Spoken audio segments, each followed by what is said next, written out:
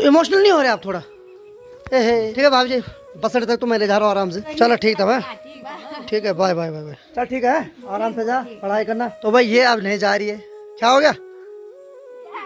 अच्छा अच्छा अच्छा। तो भाई अनीता भी चले गई घर, और वो भी जाते जाते बार बार पीछे देख रही थी, क्योंकि उसको पता है कि उसको सबसे ज्यादा मिस मैं करूंगा। हाल फिर वो चलेगी ऊपर, और मुझे पता है आप लोग भी बहुत मिस करोगे अनीता को। यार मैं बहुत इमोशनल हो जाता हूँ यार कई बार।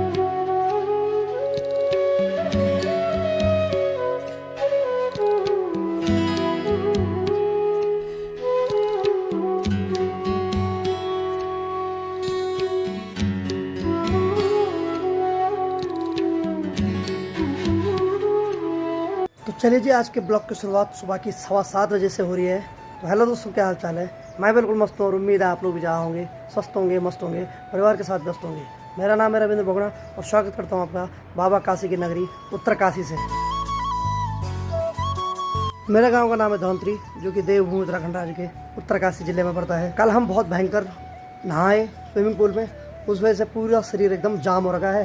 और ऊपर से रात को नींद भी नहीं आई, क्योंकि 3 बजे उठ गया था एडिटिंग के लिए, क्योंकि एडिटिंग भी नहीं कर पाया था। तो 3 बजे से 6 बजे तक एडिटिंग हुई। और अभी जब सो रहा था तो अभी बड़े भाई को छोड़ना बस अड्डे तक, क्योंकि बड़े भाई जा रहे हैं दिल्ली। तो पहले उनको छोड़ता हूँ जल्दी, फिर मेरे को भी 8 बजे तक गाँव निकलना है। चलिए फिर भ्राताश्री जा रहे हैं अभी दिल्ली।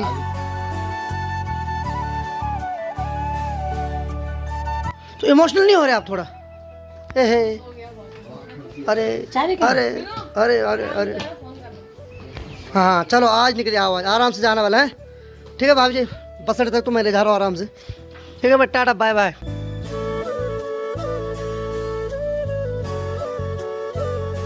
तो चलिए जी, धन्नो को स्टार्ट करते हुए निकलते हैं भाई साहब को बस अड्डे छोड़ने। तो वह सभी बच्चे अभी स्कूल जा रहे हैं सुबह सुबह। तो चलिए जी, भाई साहब वहाँ पता करने जा रहे हैं गाड़ी है कि नहीं। यह है भटवाड़ी टैक्सी स्टैंड। तो भाई साहब अभी टैक्सी का पता कर रहे हैं वहाँ से देहरादून के लिए। हाँ, तो भाई यहाँ टैक्सी नहीं मिली। अब हम दूसरे वाले टैक्सी स्टैंड पे जा रहे हैं, जिसको बोलते हैं ज्ञानसू टैक्सी स्टैंड। यहाँ से लगभग 1-1.5 किलोमीटर दूर है।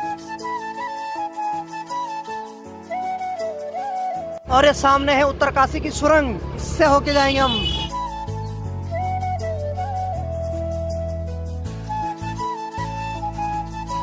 तो चलिए जी, उसके अंदर से होके तो हम आ गए। उसके अंदर बहुत गर्म था, यहाँ थोड़ा हवा चल रही ठंडी। तो भाई ये है सामने पे ज्ञानसू टैक्सी स्टैंड। यहाँ तो गाड़ी में एक ही सवारी नहीं दिख रही मेरे को बैठी हुई है। बाकी देखते हैं अभी मिलती है गाड़ी की नहीं मिलती है।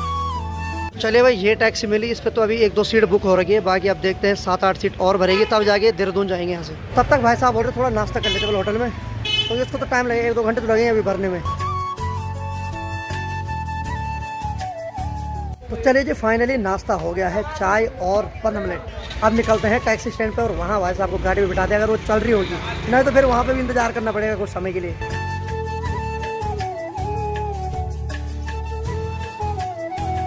तो चलिए भाई, फाइनली भैया को गाड़ी पे छोड़ दिया है।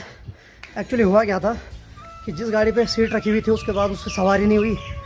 तो 2 घंटे हो गए थे लगभग, सवारी हो ही नहीं रही थी। लेकिन तब तक कोई जानने वाला आया, फिर उससे सामान उतारा, उस पर बिठाया, और ये सारी प्रोसेस इतनी जल्दी हुई कि ब्लॉग बनाने का ध्यान ही नहीं रहा। लेकिन चलो फाइनली भैया चले गए देहरादून, और वहाँ से फिर दिन में जाएंगे दिल्ली। हाँ, और मैं भी घर आ गया भाई। हाँ हाँ भाई साहब, भाई साहब क्या हो रहा है? दादी नाश्ता कर रही?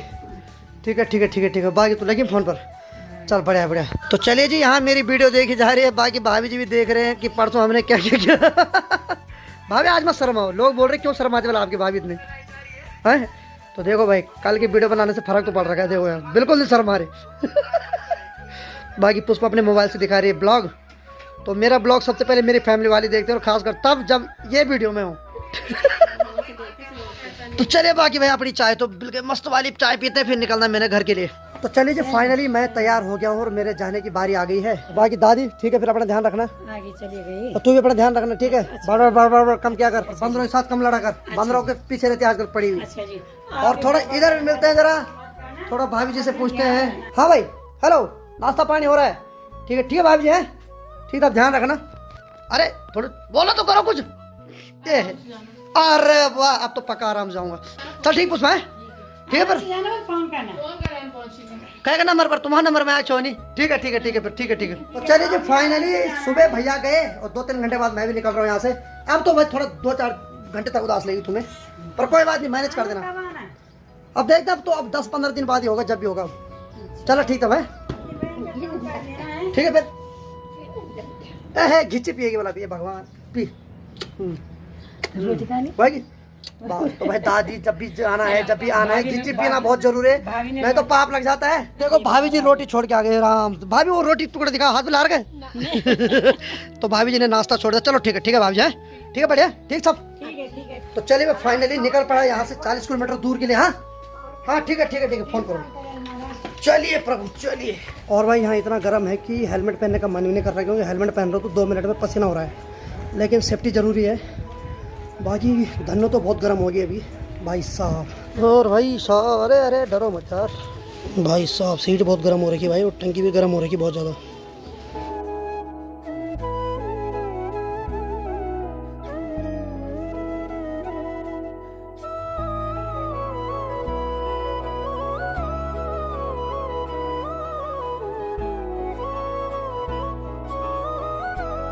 मैं अभी जहाँ पर खड़ा हूँ इस जगह को बोलते हैं संपूर्णाधार, यानी कि माँ संपूर्णा का मंदिर सामने पे है। ये है माँ संपूर्णा का मंदिर, और ये सड़क जा रही है उत्तरकाशी गंगोत्री के लिए, और नीचे जा रही है धनारी के लिए। और यात्रियों की चहल पहल तो ठीक ठाक हो रही है, लेकिन रॉन्ग साइड चल रहे हैं तो उनसे बच के चलना पड़ रहा है। तो मैंने सोचा एक मैगी खा लेता हूँ, फिर निकलता हूँ यहाँ से घर के लिए। तो चलिए जी, अपनी गर्मा गर्म मैगी बन के तैयार है।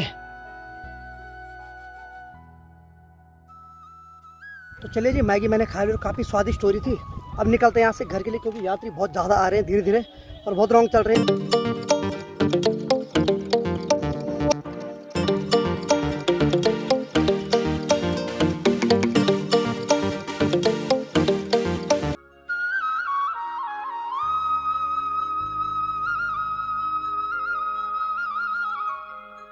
तो देखिए जी, इस घने जंगल में खतरा तो काफ़ी होता है, क्योंकि कई बार भालू शेर यहाँ देखे गए हैं। तो इसीलिए यहाँ से जितना जल्दी हो सकता है निकलते हैं। और अगर आप लोग यात्रा पे आ रहे हैं ना, तो किसी भी सुनसान जंगल में ना रुकें, क्योंकि ये प्रकृति जितनी खूबसूरत दिखती है उतनी खतरनाक भी होती है।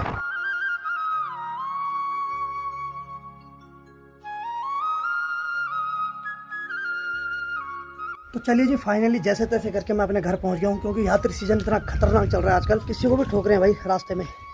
2-3 बार तो मैं भी बच गया। और इनके साथ ऐसे कितने भी आपको गाड़ी चलाने का एक्सपीरियंस है ना, अगर आप यात्रियों से भिड़ गए तो गए आप। कौन है भाई यहाँ? ये प्रणाम नहीं है, एहसान कर रही है मेरे पे। ओहो, तो भाई माँ जी और नानी के दर्शन हो गए। नानी क्या हाल है? माँ जी प्रणाम। तो नानी को एक्चुअली मैं थोड़ी देर पहले मिल चुका था, ऑन कैमरा नहीं ऑफ कैमरा। बाकी माँ जी को अभी मिल रहा हूँ, और माँ जी अभी आ रही 2 बजे खाना खाने। तो तब आ रही जब नानी लेने गई ना। एक माँ को ही एक बेटी की फिक्र है। ठीक है बढ़िया शाबाश। और बाकी अपना शेरू भी यहाँ पे है। क्या हाल है? क्या हाल है शेरू? हमें क्या हाल है? और बाकी नानी यहाँ कल आ गई थी। कल आई नानी? तो नानी कल आई, किस लिए आई? वृद्धा पेंशन आ रही थी नानी की, यानी कि 4-5 महीने बाद बड़ी मुश्किल से एक बार आती ने। वैसे तो 2-3 महीने में आती, लेकिन पहाड़ है साहब, यहाँ सिस्टम ऐसे चलता है। तो बड़ी मुश्किल से आई, तो फिर नानी वहाँ से पैदल आई, यानी कि नानी को बल गाड़ी मिली नहीं, और मैं जा रहा था उत्तरकाशी। तो इसीलिए नानी को कल से थक लग रखा था, तो नानी सो रही थी ने। और नानी को मैंने बोला 2-4 दिन ही आ रहे, लेकिन नानी लगी वहाँ अब काम है, भले काम है। बुढ़ापे में लगी रहती काम करने पे, बिना काम की कभी नहीं रह सकती भाई। कोई बात नहीं। तो भाई नानी हमेशा काम, इन्होंने कहा कि जीते जी और मरते मरते काम करना है भाई। तो चलिए जी, हमारे यहाँ बुआ जी आ रखे हैं। बुआ जी, ये हाथ कहाँ काटा? ये काटा बल, कल काटा है? तो बुआ जी बोल रहे थे कि घास काट रहे थे तो ये उंगली कट गई। और ये बोतल क्यों ला रखी? इधर दिखाओ जरा बोतल। ये देखिए, इसको आप शराब मत समझना, इसमें दवाई डाल रखी है, ये बीटाडीन है। तो बुआ जी को यही बोतल मिली, तो इसमें बीटाडीन ले जा रहे हैं हमारे घर से। एक्चुअली मैंने बहुत ज़्यादा ला रखी ना, तो वो ले जा रहे हैं हाथ पे लगाने के लिए। चलो ठीक है।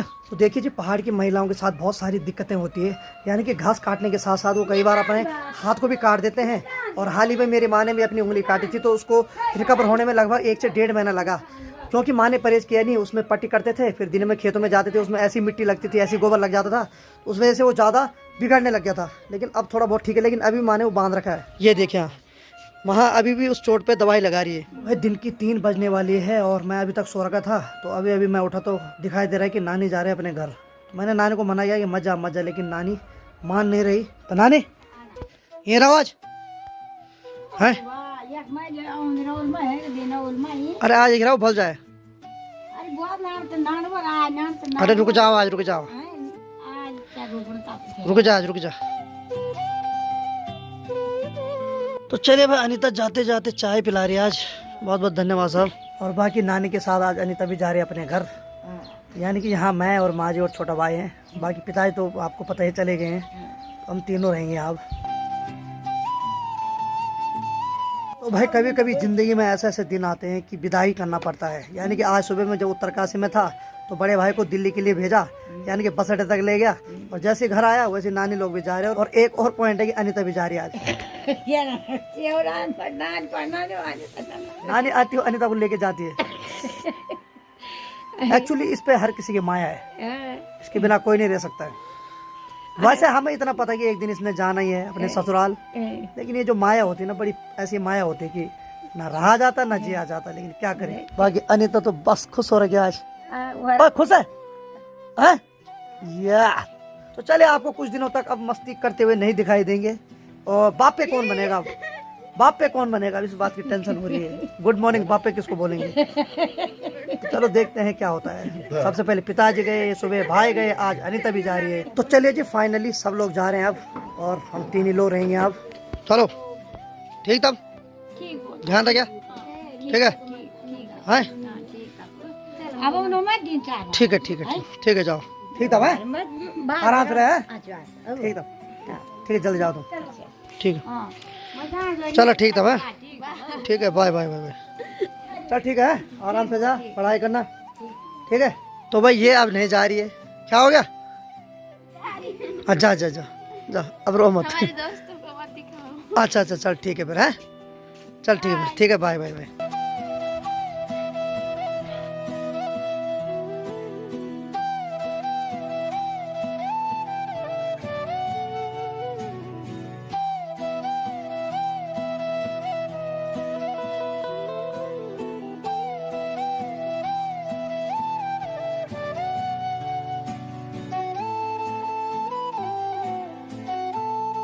तो भाई अनीता भी चले गई घर।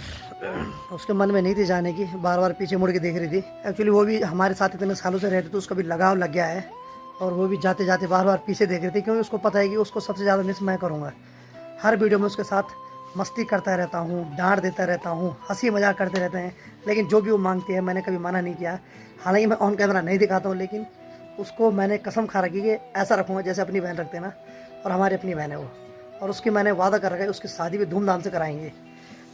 लेकिन हाल फिर चलेगी ऊपर। अब मैं, छोटा भाई और माँ जी है यहाँ सिर्फ। पिताजी भी जा रखे हैं, हेमंत भाई भी उत्तरकाशी से आज चले गए, और आज अनीता भी चले गई। ये जो बिछड़न होता है ना दोस्तों, काफ़ी मार्मिक होता है। जब कोई घर आता है ना तो घर में इतनी खुशियाँ आ जाती है कि इंसान 2 पल के लिए भूल जाता है कि अब कभी अलग भी होना है। सेम वही कंडीशन है। पिताजी आए थे, 2-2.5 महीने रहे, ऐसा लगा कि बस खुशियाँ ही खुशियाँ। लेकिन जब गए ना, उसके बाद कुछ दिन तक तो अपनी परछाइयों से भी डर लग रहा था, अकेलापन लग रहा था बिल्कुल। आज अनीता भी चली गई अपने घर, क्या कर सकते हैं। कुछ चीज़ों को कॉम्प्रोमाइज़ ही करना पड़ता है। और मुझे पता है आप लोग भी अनीता को बहुत मिस करोगे। यार मैं बहुत इमोशनल हो जाता हूँ यार कई बार, मतलब मेरे शब्द लड़खड़ा जाते हैं जब मैं ऐसे ऐसे पल देखता हूँ ना। मेरे को उम्मीद ही नहीं होती कि ये चीज़ें भी घटेगी मेरे साथ। तो कभी कभी ऐसा लगता है कि भगवान सिर्फ मेरे साथ ही चीज़ कर रहा है। लेकिन मुझे पता है हर किसी इंसान के जीवन में एक ऐसा दौर आता है जब उसकी आंखों में अपने आप आंसू आ जाते हैं।